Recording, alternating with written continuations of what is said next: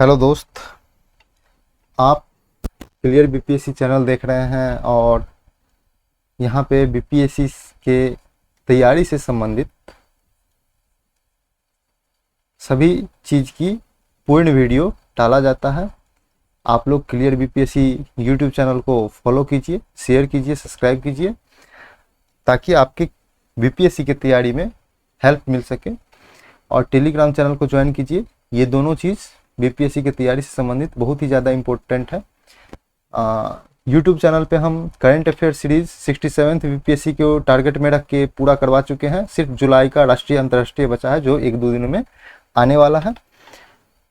और इसके बाद हम लोग मेंस की सीरीज स्टार्ट किए थे कि मेंस का कोई भी टॉपिक होगा जो इम्पोर्टेंट होगा बीपीएससी के परीक्षा के लिहाजे से, उसको हम यहाँ पे पूरे कायदे के साथ क्लियर करवाते हैं ताकि उस टॉपिक से किसी भी तरह से क्वेश्चन पूछा जाए, किसी भी तरीके से घुमा फिरा के क्वेश्चन पूछा जाए तो आपको एट लास्ट वो टॉपिक रेडी हो, आप उस क्वेश्चन को टैकल करने में, उस क्वेश्चन को सॉल्व करने में आपके पास वो क्षमता डेवलप हो जाए। इसके हिसाब से हम मेंस का टॉपिक स्टार्ट करते हैं। और टेलीग्राम चैनल पे हम डेली करंट अफेयर स्टार्ट किए हुए हैं। डेली करंट अफेयर का जो है नोट्स पीडीएफ और जेपीजी जो फोटो के फॉर्म में आपको डाला जाता है, आप उसको पढ़ सकते हैं ताकि आपको करंट अफेयर अपडेट हो रहा है। और उसके बाद हम लोग मंथली का करंट अफेयर जो है यूट्यूब चैनल पे जो अपडेट करते ही हैं। और दूसरा बात ये भी है कि आप वहाँ पे सबसे बड़ी बात है कि एडिटोरियल के लिए भटकते हैं तो एडिटोरियल वहाँ पे डाला जाता है। आने वाले दिनों में इस चैनल पे भी संपादकीय अपलोड किया जाएगा, तो इसलिए आप लोग यूट्यूब चैनल को लाइक और फॉलो करते रहिए। फेसबुक और इंस्टाग्राम को भी लाइक और फॉलो कर सकते हैं। आज हम लोग चर्चा करने वाले हैं कि हाल ही में आज़ादी के 75 वर्ष पूरे हो गए हैं। वो तो पिछले ही वर्ष पूरे हो चुके थे, ये 76वां पिछले वर्ष पूरे होकर के ये 76वां इस वर्ष जो है आज़ादी का 76 वर्ष हो चुका है। लेकिन फिर भी आज़ादी के 75 वर्ष अमृत महोत्सव के नाम से मनाया जा रहा है। तो इसके उपलक्ष्य में सरकार आज़ादी के अमृत महोत्सव मना रही है। तो आज हम लोग देखेंगे कि आज़ादी के जो 75 वर्ष पूरा हो चुका है उसमें भारत की क्या क्या उपलब्धियां हैं, क्या क्या हासिल किया है। ये तो गिन पाना बहुत ही मुश्किल काम है कि क्या क्या उपलब्धियां हैं। फिर भी हम लोग एक आइडिया के हिसाब से चलेंगे कि कौन कौन से ऐसे महत्वपूर्ण उपलब्धियां हैं जो देश के विकास के लिए, देश की सामाजिक, आर्थिक, राजनीतिक, सांस्कृतिक विकास के लिए यह उपलब्धियां बहुत ही ज़्यादा बड़ी थी। तो उसको हम ध्यान में रखते हुए आज सभी टॉपिक पे बात करेंगे। सभी टॉपिक पे हम आज उतना ज़्यादा डिटेल्स में नहीं जाएंगे। आप लोग को स्क्रीनशॉट लेना होगा, आप लोग स्क्रीनशॉट ले सकते हैं। हम टॉपिक बताएंगे और उसको लाइन वाइज लाइन समझाने की कोशिश करेंगे कि ये उपलब्धियाँ क्यों हैं। तो सबसे पहले हम देखते हैं कि आज़ादी के जो 75 वर्ष की उपलब्धियाँ थी उसकी परिचय देखेंगे, उसके बाद विभिन्न तरह की उपलब्धियाँ देखेंगे, अंतिम में जाके एक छोटा सा निष्कर्ष भी देखेंगे। तो इस सब के लिए आप इस तरह के टॉपिक के लिए जो देखना चाहते हैं, इस तरह का टॉपिक पढ़ना चाहते हैं, तो आपको clear BPSC channel YouTube channel को शेयर करना होगा और सब्सक्राइब करना होगा। ये 2 चीज़ आप कीजिए। उसके बाद तैयारी से संबंधित सभी चीज़ इस चैनल पे आपको करवा दिया जाएगा। साथ में आपको टेलीग्राम चैनल भी ज्वाइन करना होगा। टेलीग्राम चैनल दोनों के ये दोनों हैं, दोनों एक दूसरे के पूरक हैं। इस दोनों को आपको ज्वाइन करना होगा। आप इस दोनों को ज्वाइन कीजिए, उसके बाद आपका तैयारी पूर्ण रूप से चलेगा। आने वाले दिनों में जो 68वीं बीपीएससी है उसकी तैयारी के लिए ये महत्वपूर्ण होने वाला है। तो चलते हैं आगे, देखते हैं कि परिचय क्या क्या है। तो हम सबसे पहले परिचय की बात करेंगे, इंट्रोडक्शन की बातें करते हैं। क्या क्या है इंट्रोडक्शन। सबसे पहला है कि परिचय किस तरह से लिखेंगे। परिचय लिखने की बहुत सारा आइडिया होता है। हम लोग मेंस की जो एक पॉइंट स्टार्ट करेंगे कि मेंस की तैयारी, लेखन कला कैसी होती है, क्या होती है। मेंस की सभी चीज़ लिखने की, जो क्वेश्चन टैकल करने की जो अभ्यास होना चाहिए, ये कैसे होना चाहिए, इस पे जब हम चर्चा करेंगे तो उसमें बात करेंगे। लेकिन फिर भी आज हम मोटे तौर पे जानेंगे कि अगर क्वेश्चन पूछा जाता है कि आज़ादी के 75 वर्ष की उपलब्धियां पर चर्चा करें या टिप्पणी कीजिए या परीक्षण कीजिए, तो उसमें किस तरह से लिखा जाएगा। तो 1-2 हम लोग परिचय देखते हैं। ऐसे भी लिख सकते हैं, एक देश की उम्र, किसी देश की उम्र 75 साल कोई अरसा नहीं होता है, कोई ज़्यादा दिन नहीं होता है। शून्य जैसी महान खोज देने वाली, जो भारत शून्य की खोज दिया हुआ है, तो शून्य जैसी महान खोज देने वाली 5000 साल पुरानी सभ्यता हड़प्पा सभ्यता है। तो 5000 साल पुरानी सभ्यता 1947 में शून्य से शुरुआत करता है, क्योंकि 1947 में आप लोग को आज़ादी मिला और वहाँ से हम लोग शून्य से शुरुआत करनी पड़ी। तो ये एक इंट्रोडक्शन हो सकता है, परिचय हो सकता है। आगे देखते हैं कि अगर हमें किसी ऐसे स्थान पर रख दिया जाए जहाँ किसी भी तरह की सुविधा हो लेकिन आज़ादी छीन ली जाए, जैसे चाइना है, आज़ादी वहाँ पे नहीं है लेकिन सुख सुविधा सारे हैं, तो हम क्या उस स्थान पे रह पाएंगे? मेरा ख्याल है कि आज़ादी से बड़ी कोई सुविधा नहीं होती है। कहने का मतलब है आप सारी सुविधा ना दे तो ना दे, लेकिन हमें आज़ादी होनी चाहिए। तो ये भी एक पॉइंट है। मतलब कहने का मतलब है कि मेरा ख्याल है कि आज़ादी से बड़ी कोई सुविधा नहीं होती है। आप जितने भी तरह के जो हैं आप हमें सुविधाएं प्रदान करती है, सरकार से कहना चाहता है ये परिचय के माध्यम से कि वो सारे सुविधाएं ले ले लेकिन हमको आज़ादी दे जाए। देखते हैं कि पराधीन मनुष्य खूंटे पर बंधे उस जानवर के समान होता है जो चाहकर भी अपना इच्छा से कुछ नहीं कर सकता है। कहने का मतलब है जो अपने अधीन नहीं है, पराये के अधीन है। कहने का मतलब है कि आपको आज़ादी नहीं है तो आप अपने अधीन नहीं है, आप किसी के अधीन चलते हैं। तो पराये के अधीन मनुष्य अगर किसी खूंटे पर बांधकर उस जानवर के समान होता है जो चाहकर भी अपनी इच्छा, जैसे कोई जानवर खूंट से बंधा रहता है, गाय का बात कर रहे हैं, भैंस की बात कर रहे हैं, बकरिया की बात कर रहे हैं, वो खूंट पे बंधा रहता है तो वो चाहकर भी कहीं जा नहीं सकता, आ नहीं सकता, उसका एरिया उतना ही दूर में रह सकता है जितना देर उसकी रस्सी पहुंच सकती है। तो इसी तरह मनुष्य अगर किसी के अंदर काम करता है तो वो जितना ही दूर चाहेगा घुमाने का उतना ही दूर उसको घुमा सकता है, उतना ही दूर वो रह सकता है। तो ये है, तो सबसे बड़ी आज़ादी होती है। और हमको आज़ादी कब मिली है? 1947 में। तो ये सबसे बड़ी उपलब्धियों में से तो एक ये है कि हम लोग शून्य से शुरुआत किए हैं और 1947 में हम लोग आज़ाद हुए थे। आगे देखते हैं कि हम भी 200 साल तक अंग्रेजी हुकूमत के पिंजरे में कैद रहे थे। कठिन संघर्ष के बाद 15 अगस्त 1947 को हम लोग खुली हवा में सांस ले पाए, हम लोग आज़ाद हो गए। हमने अंग्रेज के चंगुल से आज़ादी तो पा ली, लेकिन इतने लंबे समय तक गुलामी में रहने के बाद हमारे पंख कट चुके थे। हमारे पंख इसलिए कट चुके थे क्योंकि हमारे पास उतने चीज़ नहीं थे जितने एक विकसित देश के पास होना चाहिए, क्योंकि अंग्रेज सारा चीज़ लूट खसोट के ले गए थे। जो हमारा सोने की चिड़िया कहा जाता था उसको सारा लेकर के ट्रांसफ़र कर दिए थे। हम लोग उस टाइम में दूसरे शब्दों में कहें तो एक गरीबों का देश बन चुका था, एक कंगालों का देश बन चुका था, जहाँ पे गरीबी बहुत ज़्यादा थी, भुखमरी बहुत ज़्यादा थी। तो इसलिए हम लोग गुलाम थे। गुलामी से आज़ादी तो हमको 15 अगस्त 1947 को मिल गई, लेकिन हमको पंख काट दिए गए थे, हम लोग उड़ नहीं पा रहे थे और उड़ने के लिए हमको फिर से पंख चाहिए थे। आगे देखते हैं कि अंग्रेजों ने सोने की चिड़िया कहे जाने वाले पूरे देश को खोखला कर दिया। भारत को सोने का चिड़िया कहा जाता था, उसको पूरा लूट खसोट करके इंग्लैंड ले गया। एक इंग्लैंड के एक लेखक थे कि एक वायसराय था, जो अपना लोग आज़ादी स्वतंत्रता संग्राम जब पढ़ते हैं, फ्रीडम स्ट्रगल, उसमें बहुत सारे वायसराय हुए हैं। तो उसमें एक वायसराय थे, उनका कथन था कि इंग्लैंड की रणनीति इस तरह से काम करती है इंग्लैंड की रणनीति एक स्पॉन्ज की तरह काम करती है, स्पॉन्ज की तरह काम करती है। क्यों? क्योंकि उनका कहना था कि यह जा करके गंगा के पास जा करके सभी चीज को सोख लेता था और टेम्स नदी, जो इंग्लैंड की टेम्स नदी है, टेम्स के पास आकर के निचोड़ देता था। तो गंगा से सभी सुख सुविधाएं, धन अपार, जो जितना चीज था वो गंगा के पास आकर के सोख लेता था। और टेम्स नदी के पास जो इंग्लैंड के किनारे है, इंग्लैंड इसके किनारे बसा हुआ है, ब्रिटेन की राजधानी ब्रिटेन जो है वो, तो टेम्स नदी के पास जाके वो निचोड़ देता था सारी सुख सुविधाएं और धन की जो अपार शक्ति थी। तो ये भी एक कोटेशन है, ये पूछा जाता है, हालांकि ये क्वेश्चन यूपीएससी में पूछा गया है, कोटेशन के लिए आप कोट कर सकते हैं। तो खोखला कर दिया। ऐसे में जब हम आज़ादी का 75वां वर्षगांठ मना रहे हैं तो इस बात पर विचार करना आवश्यक है कि हमने 75 सालों में हम कहाँ तक पहुँचे हैं और क्या उपलब्धियां हासिल की है। तो हम लोग चलते हैं कि भारत द्वारा 75 साल में कुछ बड़ी उपलब्धियों के बारे में चलते हैं।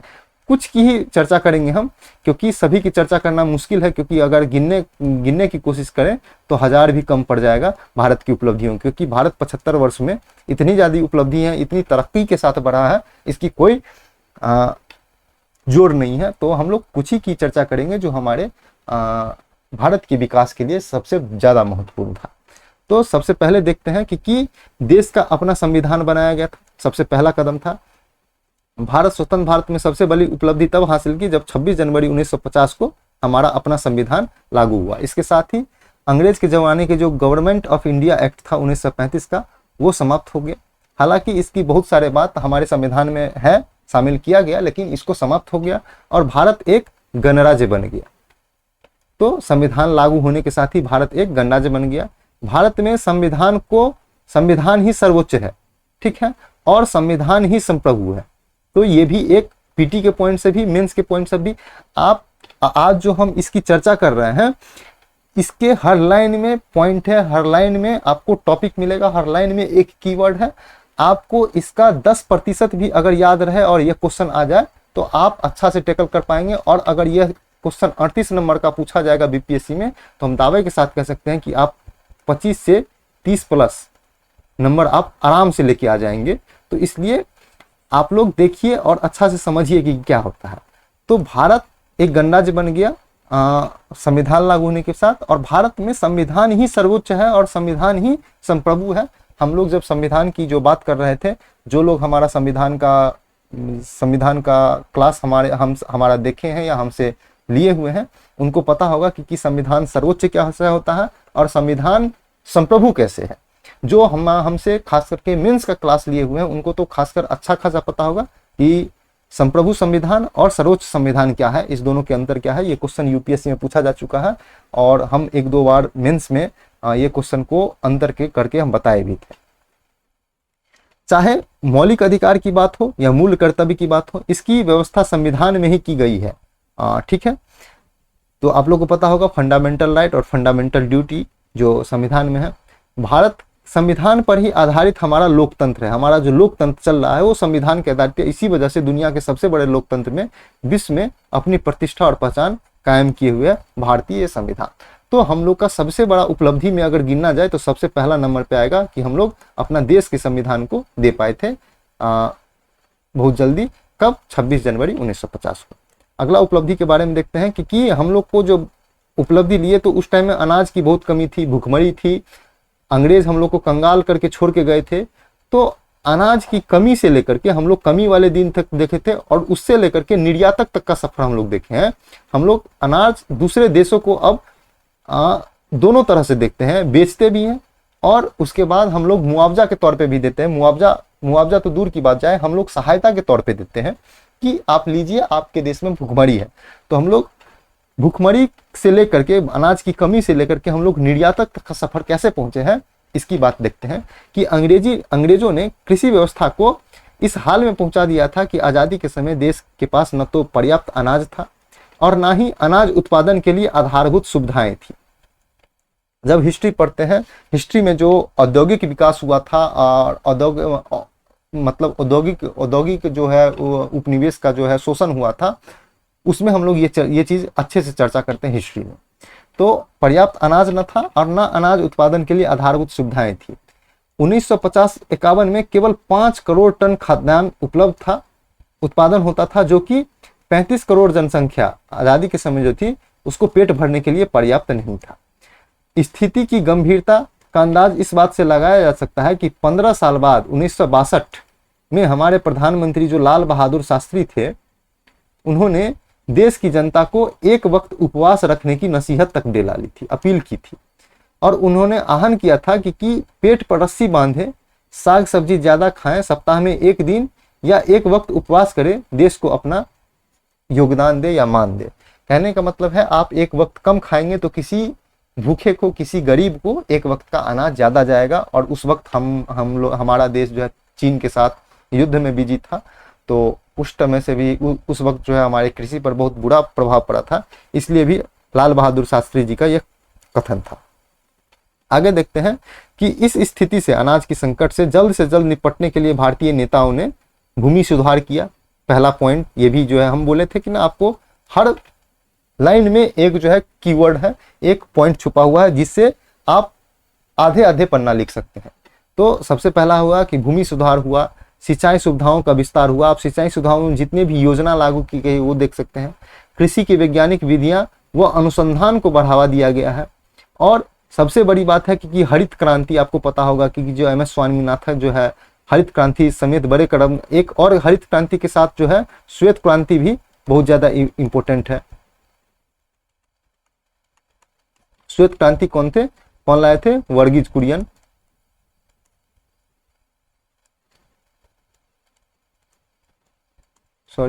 वर्गीज कुरियन। तो इनके श्वेत क्रांति भी इसमें बहुत महत्वपूर्ण भूमिका निभाई थी। समय के साथ साथ नई प्रौद्योगिकी व मशीन के इस्तेमाल से अनाज का उत्पादन बढ़ने में सहायता मिली और नतीजा यह हुआ कि भारत न सिर्फ आज समूची जनसंख्या को खाद्यान्न उपलब्ध करवाता है बल्कि कृषि उत्पादों को, सबसे बड़ी बात है कि निर्यात भी करता है। वर्तमान में भारत खाद्य उत्पादन के मामले में दुनिया में दूसरे स्थान पर है, प्रथम स्थान पर चीन है। तो कैसे हम लोग एक अनाज की कमी वाले देश से लेकर के हम लोग निर्यातक बने हैं, आत्मनिर्भर बने हैं और विश्व की दूसरे स्थान पर आ गए हैं अनाज उत्पादन में। तो ये हम लोग की सबसे बड़ी उपलब्धि है। हम लोग जो भूखमरी की समस्या थी, जो कुपोषण की समस्या थी, जो हर चीज की समस्या होती है पेट, और पेट भरने के लिए हम लोग सबसे बड़ा कदम उठा लिए थे। तो ये हम लोग की सबसे बड़ी उपलब्धियों में से एक है। आगे देखते हैं कि चांद पर लहराया तिरंगा। कहने का मतलब है हम अब बात करेंगे टेक्नोलॉजी में, तकनीक में। टेक्नोलॉजी में हम कितने आगे थे। भारत में आधुनिक अंतरिक्ष कार्यक्रम के जनक कौन थे? डॉक्टर विक्रम साराभाई को माना जाता है। उन्होंने 15 अगस्त 1969 को इसरो, भारतीय अंतरिक्ष अनुसंधान संगठन इसरो की स्थापना की और जल्द ही नई ऊंचाइयों पर पहुंचा दिया। देश का पहला उपग्रह का नाम क्या था? आर्यभट्ट। ये भी पॉइंट है। जिसे 19 अप्रैल 1975 में सोवियत संघ, जो वर्तमान रूस है, रूस के मदद से अंतरिक्ष में छोड़ा गया। और इस उपग्रह के सफलतापूर्वक प्रक्षेपण होने के बाद भारत ने एक के बाद एक कीर्तिमान स्थापित करते गया। 7 जून 1969 को भारत का दूसरा उपग्रह भास्कर पृथ्वी की कक्षा में स्थापित कर दिया गया। यह भी बहुत बड़ी उपलब्धि थी। इसके अलावा 22 अक्टूबर 2008 को इसरो ने चंद्रयान 1 भेजा, जो 14 नवंबर 2008 को चंद्रमा की धरती पर पहुंचा। और चंद्रयान 1 चांद की धरती पर तिरंगा लहरा करके इतिहास रच दिया। हम लोग 75 वर्ष की उपलब्धि में पढ़ रहे हैं। हम लोग 2008 में ही, आज से लगभग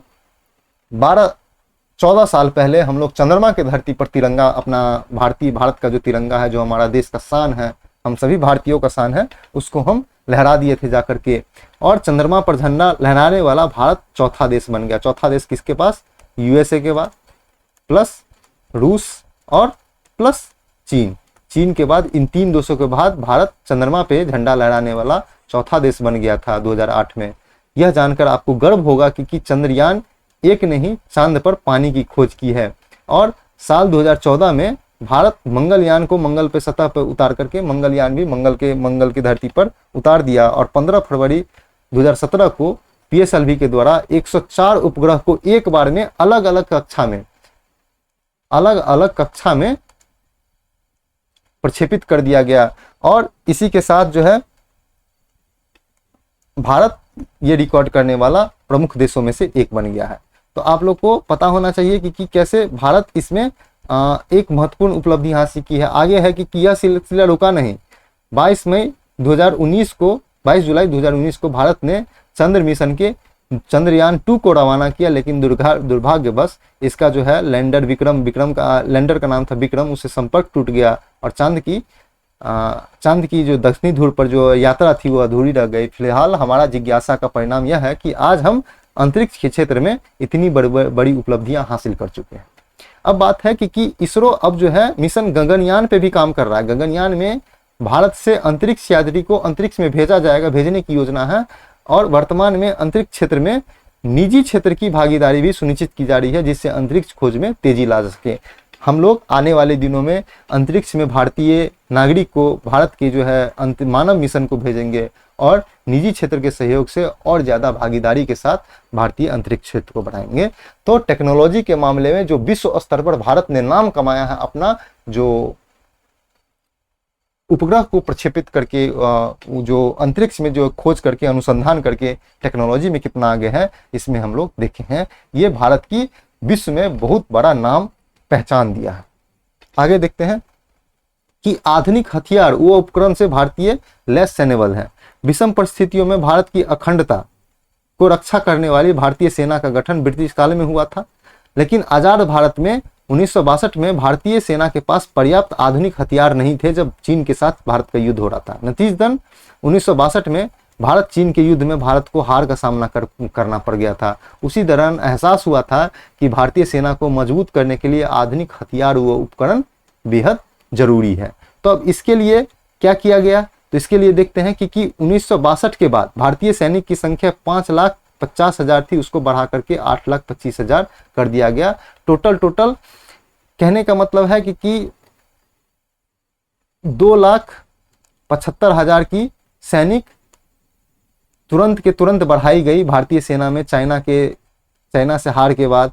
उसके बाद सेना का प्रशिक्षण, संगठन के सिद्धांत, अनेक बदलाव किए गए। जो सेना का जो ध्येय वाक्य है कि सेना का लक्ष्य क्या है, उसमें बदलाव किए गए। यांत्रिकरण के जरिए भारतीय सेना को क्षमता बढ़ाया गया, नए नए यंत्र दिए। वर्तमान में भारतीय सेना के पास राफेल, सुखोई, मिराज, जगुआर, तेजस, मिग-29, मिग-21 जैसे लड़ाकू विमान हैं। बैलिस्टिक मिसाइल में आकाश, पृथ्वी जैसी मिसाइल है। अर्जुन और T-90 जैसे भीष्म टैंक हैं। टैंक मतलब जो टैंक होते हैं, जो आर्टिलरी टैंक होते हैं जो जाते हैं बॉर्डरों पे, उसको खत्म करने वाली ये टैंक, मतलब वो बॉर्डर पे जाने वाली ये टैंक है। उसके बाद INS विक्रमादित्य नामक एक एयरक्राफ्ट भी है भारत के पास, जो एक शिप होता है जहाँ पे बहुत सारे लड़ाकू विमान रखे जाते हैं, जो नौसेना का ये विमान है। और INS अरिहंत, INS करंज, इसके साथ वेला, वगीर, वागसीर, खांडेरी, ये सब पनडुब्बियां हैं। तो इसमें सफलता हासिल किया है भारत ने। और आधुनिक राइफल जैसे विध्वंसक हथियार भी हैं।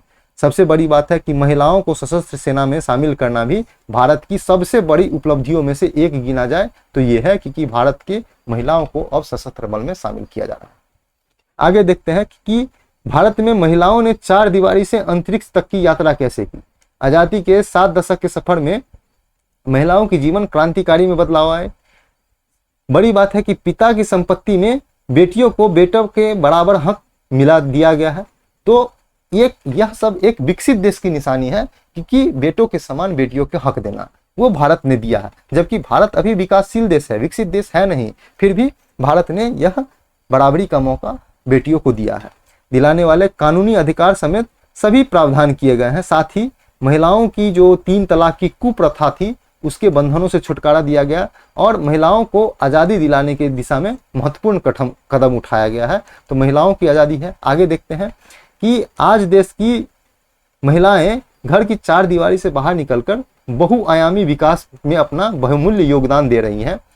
50 साल की उम्र में ब्यूटी स्टार्टअप आप लोग जानते होंगे, नायिका जो लड़कियां हैं वो तो बहुत अच्छा से जानते हैं, जो फल्गुनी नायर है, तो उसकी स्थापना करने वाली फल्गुनी नायर है। और टोक्यो ओलंपिक 2020 में रजत पदक लाने वाली मीराबाई चानू हैं। महिला फाइटर पायलट, जो महिला फाइटर जो प्लेन जो फाइटर जेट है उसको उड़ाने वाली भावना कंठ है। भारत की वर्तमान वित्त मंत्री निर्मला सीतारमण है। और उसके बाद हम लोग का विदेश मंत्री सुषमा स्वराज रह चुकी हैं। और आगे देखते हैं कि माउंट एवरेस्ट पर फतह करने वाली बिछेंद्री पाल हैं और अरुणिमा सिन्हा हैं और अंतरिक्ष की सैर करने वाली कल्पना चावला है। तो महिलाओं ने घर में जो रहती थी उससे बाहर निकलकर महत्वपूर्ण योगदान दिया है। अब जो है भारतीय सेना में शामिल होकर के महिलाएं देश की रक्षा करने में, देश की सुरक्षा करने में योगदान दे रही हैं। तो महिलाओं ने एक मिसाल कायम किया है कि कैसे देश को योगदान दे, देश के विकास में अपना योगदान दे, अपनी हुनर की, अपने तजुर्बों की, अपनी क्षमताओं का जो मिसाल होता है वो पेश की है महिलाओं ने। तो सबसे बड़ी उपलब्धि में से है कि भारत की महिलाएं अब पहले की तरह नहीं है, अब वो विकसित है, अब वो शिक्षित है, अब वो आगे बढ़ने की क्षमता रखती हैं, अब वो कुछ भी कर जाने की क्षमता रखती हैं। हाल ही में आप एक और एग्जाम्पल ले सकते हैं कि भारत की प्रथम आदिवासी महिला राष्ट्रपति श्री महामहिम द्रौपदी मुर्मू बनी है। तो ये भी भारत की एक बहुत उपलब्धि है कि एक जनजातीय जो समुदाय है उससे भारत का राष्ट्रपति बनना एक बहुत बड़ी उपलब्धि है। इतने सारे सवर्णों को छोड़ करके एक जनजाति जो बहुत ही पिछड़ा इलाके से आती है, उनका राष्ट्रपति बनना महिला की उपलब्धि और महिला की विकास का एक गाथा है, एक अपने आप में मिसाल है अपनी महामहिम द्रौपदी मुर्मू। आगे देखते हैं कि भारत में स्टार्टअप जो है वो रोजगार को बढ़ाने के साथ साथ भारत के अर्थव्यवस्था को कैसे बढ़ावा दे रहे हैं, उसमें देखते हैं कि आज़ादी के बाद कई सालों तक भारत में अपना स्टार्टअप शुरू करने के बारे में बहुत कम ही लोग सोचते थे। सारे आदमी जॉब के बारे में सोचते थे, लेकिन आज भारत में स्टार्टअपों की संख्या बहुत तेजी से बढ़ रही है। भारतीय आर्थिक सर्वेक्षण 2021-22 के अनुसार देश में 61,400 पंजीकृत स्टार्टअप जो उद्यमी हैं उनके द्वारा सेटअप किया गया कंपनी स्टार्टअप है। विगत दशक में स्टार्टअप 6.6 लाख प्रत्यक्ष और 34 लाख अप्रत्यक्ष रोजगार का सृजन हुआ है। यह डाटा आर्थिक सर्वेक्षण का है। इतना ही नहीं, हाल ही में भारत में यूनिकॉर्न की संख्या 100 से क्रॉस कर गई है। 100 से ज्यादा यूनिकॉर्न संख्या जो स्टार्टअप जो होता है, जो स्टार्टअप बड़े लेवल पे बड़ी मात्रा में जो है उसका क्राइटेरिया है कि इतना टर्नओवर, इतना जो है प्रॉफिट, इतना जो है जो टर्नओवर होता है उसके हिसाब से अगर जो कोई स्टार्टअप आगे बढ़ जाता है तो उसको यूनिकॉर्न का दर्जा दिया जाता है।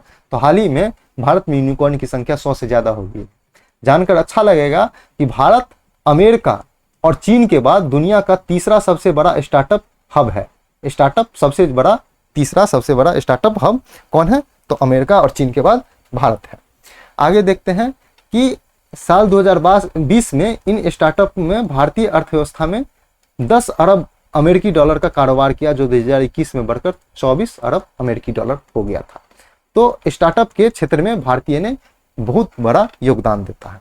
आगे देखते हैं कि भारत परमाणु शक्ति संपन्न राष्ट्र भी है। भारत की क्षमता ताकत के बारे में है कि भारत 18 मई 1974 को पोखरण में पहला परमाणु परीक्षण करके अपने समर्थ को दुनिया से परिचय करा दिया था। लेकिन जब इसके 24 साल के बाद 11 और 13 मई 1998 को पोखरण में DRDO और एटॉमिक एनर्जी कमीशन एक के बाद 5 परमाणु परीक्षण किए तो विश्व भर में भारत का लोहा मानने को मजबूर हो गया विश्व, और भारत एक परमाणु शक्ति संपन्न देश हो गया, परमाणु हथियारों से संपन्न देश हो गया। इन्हीं परीक्षण के साथ देश ने दुनिया में आधिकारिक रूप से परमाणु शक्ति का दर्जा हासिल कर लिया। और इसकी अगुवाई कौन कर रहे थे? डॉक्टर APJ अब्दुल कलाम, जो भारत के राष्ट्रपति बने थे, और डॉक्टर R चिदम्बरम जैसे वैज्ञानिकों ने की थी। तो भारत एक शक्ति संपन्न, परमाणु शक्ति संपन्न देश बन गया इस परीक्षण के बाद, खास करके 1998 में और 1974 में परीक्षण के बाद। अगली उपलब्धि देखते हैं कि आर्थिक महाशक्ति में भारत कहाँ पे है। किसी देश के लिए यह कह पाना बहुत बड़ी बात है कि वह 5 ट्रिलियन डॉलर की अर्थव्यवस्था बन जाएगा, लेकिन भारत के प्रधानमंत्री श्री नरेंद्र मोदी ने यह कह के दिखाया है, और आने वाले दिनों में, कुछ ही दिनों में लक्ष्य है कि 2025 तक भारत की इकोनॉमी जो है 5 ट्रिलियन तक पहुंच जाएगी।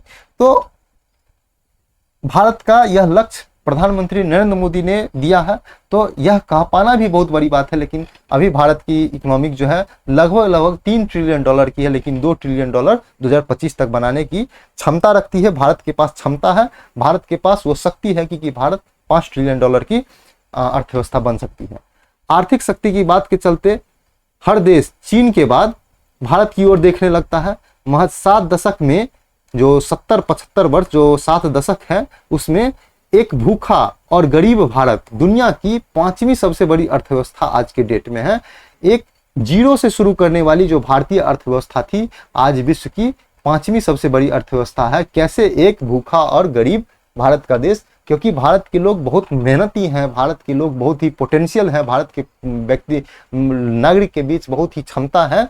वो आने वाले दिनों में 5th स्थान से पहले स्थान पे आने की मादा रखती है। भारत आने वाले दिनों में प्रथम स्थान पे भी पहुंच जाए अर्थव्यवस्था में, ये भी कोई बड़ी बात नहीं है। हाँ, इसमें समय लगेगा, समय जरूर लगेगा, लेकिन यह कहा जा सकता है कि भारतीय के पास यह क्षमता है कि वह फिर से विश्व में महाशक्ति, महागुरु बनने की क्षमता रखता है। आगे देखते हैं कि सबसे मजबूत वैश्विक समुदाय कैसे भारत से है। भारत के प्रवासी समुदाय दुनिया की सबसे बड़ा और संभवतः सबसे ताकतवर प्रवासी समुदाय है, क्योंकि अमेरिका के जो वर्तमान उपराष्ट्रपति हैं वो भारतीय मूल की हैं। उनका नाम क्या है आप लोग बता सकते हैं कि वो अमेरिका की जो उपराष्ट्रपति हैं वो भारतीय मूल की है और दुनिया की सबसे बड़ी कंपनियों में प्रमुख जो हैं, जैसे गूगल का हो जाएगा, ट्विटर का हो जाएगा और उसके बाद माइक्रोसॉफ्ट का हो जाएगा, सभी का जो प्रमुख है सीईओ है वो भारतीय हैं। लगभग 3 करोड़ लोग का यह समुदाय भारत की सबसे बड़ी ताकत है। आपको यह जान के खुशी होगी, जो विदेशों में हम लोग चर्चा करते हैं कि विदेशों में भारत की जो लोग हैं वो भारत वहां से पैसा भेजते हैं, तो ऐसा सभी देशों से रेमिटेंस भेजते हैं, उसको कहते हैं संप्रेषण, प्रेषण कहते हैं, जो वहां पे अपना धन अर्जित करते हैं, कमाते हैं जॉब के द्वारा, अपने बिजनेस के द्वारा, तो अपने भारत, अपने जो होम कंट्री है वहां पे पैसा भेजते हैं। तो विश्व में रेमिटेंस, प्रेषण से पैसा प्राप्त करने में भारत कितना स्थान पे है? तो भारत प्रथम स्थान पे है। तो ये भी बहुत बड़ी उपलब्धि है भारत के लिए कि, और इसको करने में सबसे बड़ी उपलब्धि है भारतीय मूल के लोग और भारतीय नागरिक जो विदेशों में जाकर के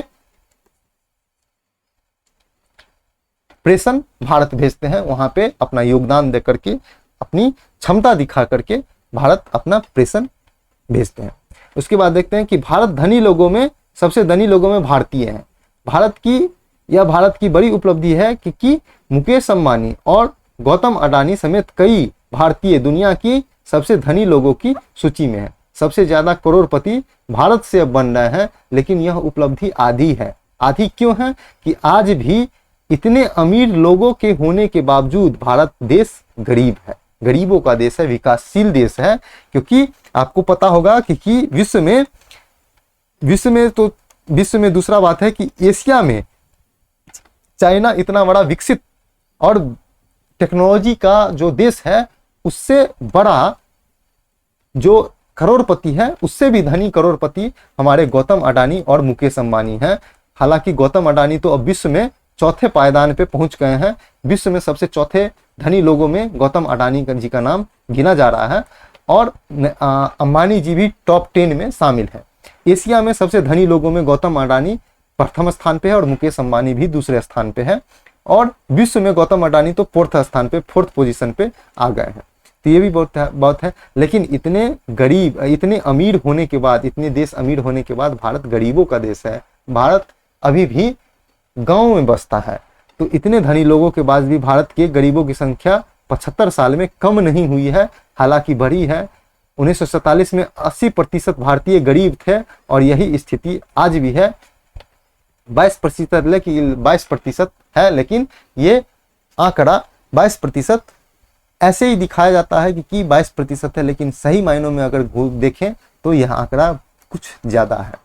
आगे हम बात करते हैं कि आगे और किस उपलब्धि के बारे में हम लोग देख सकते हैं कि भारत की क्या उपलब्धि है। आगे देखते हैं कि भारत का आईटी जो सॉफ्टवेयर का ताकत है, उसमें देखते हैं कि इंफॉर्मेशन टेक्नोलॉजी की बात की जाए और भारत का जिक्र नहीं किया जाए, ऐसा दुनिया में कहीं नहीं होता है। कहते हैं कि दुनिया में जितने भी सॉफ्टवेयर और किसी भी देश में कहीं भी सॉफ्टवेयर अगर काम कर रहे हैं तो उनमें कहीं ना कहीं भारतीय का योगदान जरूर होगा। तो यह एक महत्वपूर्ण उपलब्धि है भारतीय का, क्योंकि किसी भी सॉफ्टवेयर, किसी भी देश में, किसी भी विश्व के किसी भी कोने में कोई भी सॉफ्टवेयर है, उस सॉफ्टवेयर को बनाने में, उसके विकास में, उसके योगदान में किसी न किसी भारतीय का योगदान जरूर होगा। आगे देखते हैं कि वोट देने का अधिकार क्या है। जिस दिन भारत की आजादी का सूरज उगा उसी दिन भारत हर युवा को, पहले 21 वर्ष था, अब 18 वर्ष कर दिया गया है, तो हर युवा को मत देने का अधिकार दिया था। अगर बात करें कि विश्व की महाशक्ति जो अमेरिका है, वो अपने आजादी के बाद लगभग 150 साल के बाद हर नागरिक को वोट देने का आजादी दिया था। तो हम अमेरिका से बहुत आगे हैं। अमेरिका अपने आजादी के 150 वर्ष बाद हर नागरिक को वोट देने का अधिकार देता है, लेकिन हम अपने आजादी के साथ ही वोट देने का अधिकार प्रत्येक नागरिक को दे दिए हैं। तो ये भी एक महत्वपूर्ण बात है। आगे देखते हैं कि सूचना का अधिकार अधिनियम आप किसी भी तरह से ले सकते हैं, ये पारित किया, ये बहुत बड़ी उपलब्धि है। उसके बाद मनरेगा एक्ट जो है, प्रति वर्ष ग्रामीण परिवार को 100 दिनों की गारंटी के साथ यह रोजगार देता है। तो ये भी बहुत इम्पोर्टेंट पॉइंट है कि गारंटी के साथ रोजगार देता है। उसके बाद आप लोग इसमें जीएसटी भी जोड़ सकते हैं, जो टैक्स रिफॉर्म में बहुत ही बड़ा कदम था, एक बहुत ही बड़ा स्टेप था भारत का, जो उपलब्धि में गिना जा सकता है। आगे देखते हैं कि ओलंपिक में भारत की झोली में पदकों की संख्या बढ़ी है। भारत पहली बार 1900 में पेरिस ओलंपिक में खेलों में भाग लिया था। कई सालों तक भारत की झोली में 1-2 पदक आते रहे, लेकिन 2012 के जो लंदन का जो ओलंपिक था उसमें कुल 6 पदक मिले थे। लेकिन पिछले वर्ष टोक्यो ओलंपिक 2022 में जब भारत का सफल ओलंपिक साबित हुआ, भारत ने अपने पुराने रिकॉर्ड को तोड़ते हुए कुल 7 पदक जीते, 1 स्वर्ण, 2 रजत और 4 कांस्य पदक नाम किए अपने नाम। और अब तक 24 ओलंपिक खेलों में भारत ने कुल 35 मेडल मिले हैं, जिसमें से 10 गोल्ड, 9 सिल्वर और 16 ब्रॉन्ज है। तो भारत की खेलों की दृष्टि से विश्व में जो सबसे बड़ा खेल है ओलंपिक, उसमें भारत अपना कदम, अपना पैर जमा रहा है। और बात करें कि विश्व की ट्रॉफी में, विश्व कप की जो क्रिकेट ट्रॉफी होता है, वैसे तो क्रिकेट जो है इंग्लैंड का राष्ट्रीय खेल है, लेकिन आज दुनिया भर में भारतीय क्रिकेट टीम का दबदबा है। भारतीय क्रिकेट ने कई शानदार क्रिकेट खेल करके भारत को गर्व करने का मौका दिया है। 1983 में कपिल देव की कप्तानी में भारत ने पहली बार विश्व कप जीतकर इतिहास रच दिया था। उसी तरह पहले T20 जो 2007 में हुआ था महेंद्र सिंह धोनी के कप्तानी में, उसके बाद 2011 के दूसरे आईसीसी विश्व कप ट्रॉफी पे भारत ने अपना कब्जा जमाया। तो खेल के दुनिया में भारत भी अपना लोहा मनवा चुका है। भारत बहुत ही बड़े नाम के रूप में उभर चुका है खेल की दुनिया में। आगे देखते हैं निष्कर्ष के बारे में। अब निष्कर्ष करने से पहले हम एक चीज बता देते हैं कि यह बिल्कुल हम कह सकते हैं कि 1% उपलब्धि की चर्चा किए हैं, इससे भी बहुत बड़ी बड़ी उपलब्धि है भारत की, लेकिन यह महत्वपूर्ण उपलब्धियों में है। एक ऐसा हो सकता है कि स्वास्थ्य के क्षेत्र में भारत की उपलब्धि कितनी बड़ी है, जहां पे हमारा फर्टिलिटी रेट था, जहां पे हमारा मातृ मृत्यु दर था, शिशु मृत्यु दर था, जो हम लोग का आज आजादी के समय जितना हुआ करता था, आज उसके 1/10 का मतलब 1/10 भाग से भी कम हो चुका है। तो आपको पता होगा कि आजादी के समय कैसी स्वास्थ्य की स्थिति थी, यह भी एक बहुत बड़ी उपलब्धि है भारत का।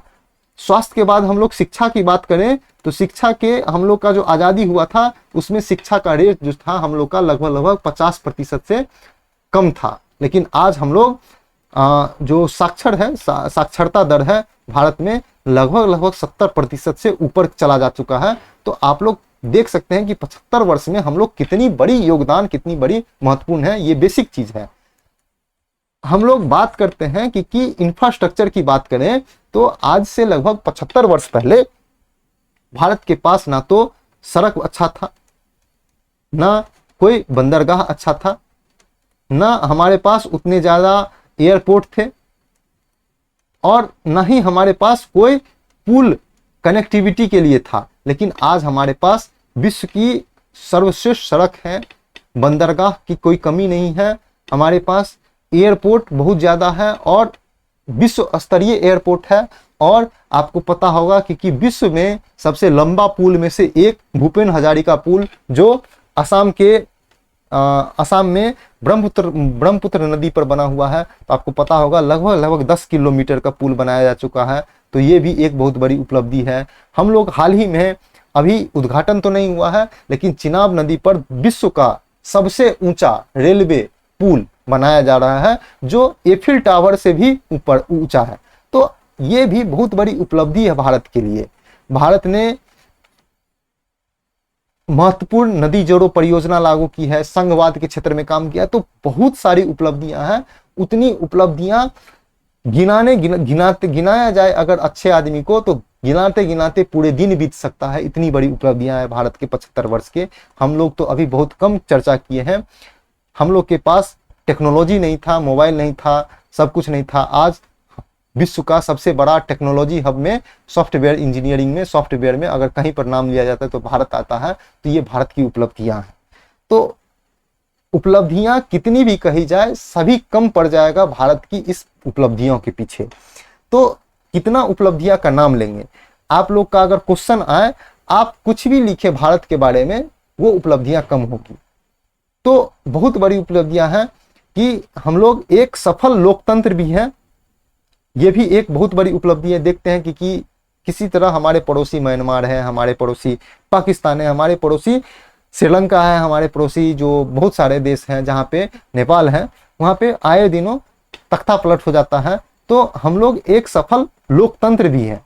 तो ये भी एक बहुत बड़ी उपलब्धि है। हम लोग का संविधान ही सर्वोच्च है, सत्ता सर्वोच्च नहीं है, आदमी सर्वोच्च नहीं है, पार्टी सर्वोच्च नहीं है, हम लोग का संविधान सर्वोच्च है। इसलिए हम लोग एक सफल लोकतंत्र के साथ 75 वर्ष में हम लोग जो कमाए हैं उसको कागजों पे एक साथ समेट पाना बहुत ही मुश्किल काम है। इसलिए हम लोग कुछ उपलब्धियां की चर्चा किए हैं। हालांकि दिन ब दिन आते हुए हम लोग इसकी उपलब्धियां और बढ़ते जाएगी, भारत और विकास करते जाएगा, सब कुछ होते जाएगा और विकास, भारत की शक्ति बढ़ते जाएगी। विश्व में अर्थव्यवस्था के क्षेत्र में होता है, राजनीति के क्षेत्र में होता है और शक्ति के क्षेत्र में होता है। आने वाले दिनों में भारत विश्व का नंबर 1 शक्ति देश, फर्स्ट नंबर 1 देश अर्थव्यवस्था में, शक्ति में बन सकता है, क्योंकि भारत के पास उतनी शक्ति है, उतना पोटेंशियल है, उतनी क्षमता है कि भारत प्रथम स्थान हो सकता है। तो भारत के पास बहुत चीज है और गिनाने के लिए आपको समय और कागज कलम दोनों कम पड़ जाएंगे। इतनी बड़ी उपलब्धि है भारत की 75 वर्ष की आजादी का। तो यह हमारे पूर्वजों की देन है, हमारे पूर्व प्रधानमंत्रियों की देन है। हम बात करेंगे जवाहरलाल नेहरू से लेकर के अटल बिहारी वाजपेयी जी तक का, जो बहुत बड़े प्रधानमंत्री थे, अब मोदी जी हैं। तो जितने भी सफर हम लोग देखे हैं वो सारे आदमी का योगदान बहुत महत्वपूर्ण है भारत के विकास के लिए।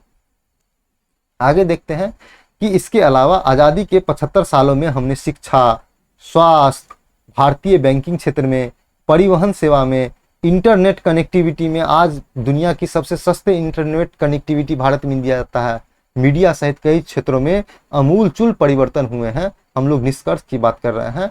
और एक समय स्वास्थ्य सेवाओं के अभाव से गुजर रहे भारत कोरोना जैसे महामारी को में औषधि और वैक्सीन की वैश्विक आपूर्तिकर्ता बन गया। आप लोग को पता होगा कि भारत को विश्व में गरीबों का दवा खाना भी कहते हैं, क्योंकि भारत बहुत सस्ते स्तर पर दवा को गरीब देशों तक उपलब्ध करवाया जाता है। तो भारत को गरीबों का दवा खाना का देश कहते हैं। तो बहुत सस्ते, बहुत कम मार्जिन पे उपलब्ध कराता है।